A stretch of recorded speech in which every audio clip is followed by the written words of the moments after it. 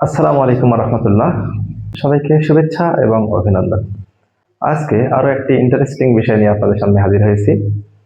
তো আজকের বিষয় হচ্ছে 1/0 এবং 0/0 কি একই নাকি আলাদা। আমরা যখন ক্যালকুলেটরে 1/0 এবং 0/0 এর মান নির্ণয় করি তখন কিন্তু দুই ক্ষেত্রেই ম্যাথ এরর লেখা দেখায়। এখন প্রশ্ন হচ্ছে যে 1/0 এবং 0/0 কি একই নাকি আলাদা।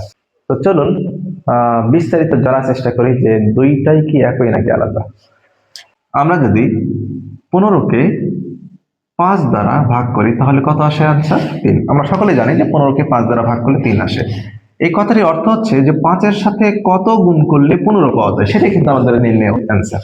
এখন 5-এর সাথে 3 গুণ করলে 15 হয়, সুতরাং এই 3টাই কিন্তু আসলে আমাদের নির্ণয় ভাগফল। আবার 16কে আমরা যদি 4 দ্বারা ভাগ করি তাহলে উত্তরটা হবে যে 4-এর সাথে কত গুণ করলে 16 হয়। আমরা জানি 4-এর সাথে 4 গুণ করলে 16 পাওয়া যায়, সুতরাং এই 4টাই হচ্ছে আমাদের নির্ণয় অ্যান্সার। এটা হচ্ছে ভাগের নর্মাল বেসিক। এখন এই দুই ক্ষেত্রে আমরা ঠিক এই বেসিকটাই কাজে লাগানোর চেষ্টা করি। যেমন 1/0। এখন যদি আমরা এই বেসিকটা এখানে অ্যাপ্লাই করি তাহলে 0-র সাথে কত গুণ করলে 1 হবে, সেটাই আমাদের নির্ণয় অ্যান্সার।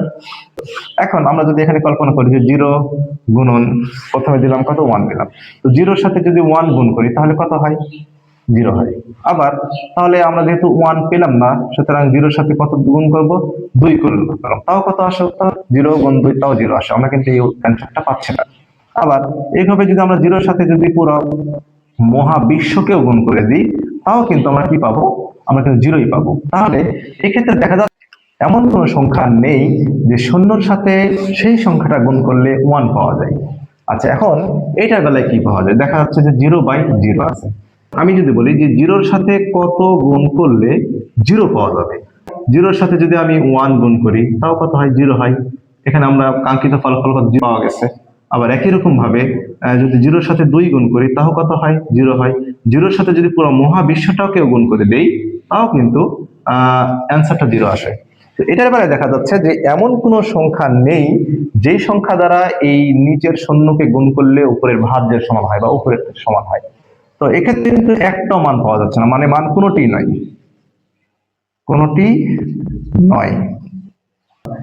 আর এখানে একাধিক মান পাওয়া যাচ্ছে, একাধিক একাধিক একাধিক মান বিদ্যমান। এখন এইটার অর্থ হচ্ছে এইটার বেলায় যেহেতু আমরা কোনো মানই পাওয়া যাচ্ছে না, সুতরাং এখানে হচ্ছে আমরা লিখে হচ্ছে অসংজ্ঞায়িত, অসংজ্ঞায়িত। আর এটার বেলায় যেহেতু একাধিক মান 1 2 3 4 এইভাবে পুরো মহাবিশ্বকেও যদি আমরা গুণ করে দিই তাও কিন্তু আমরা এই শূন্যটা পেয়ে যাচ্ছি।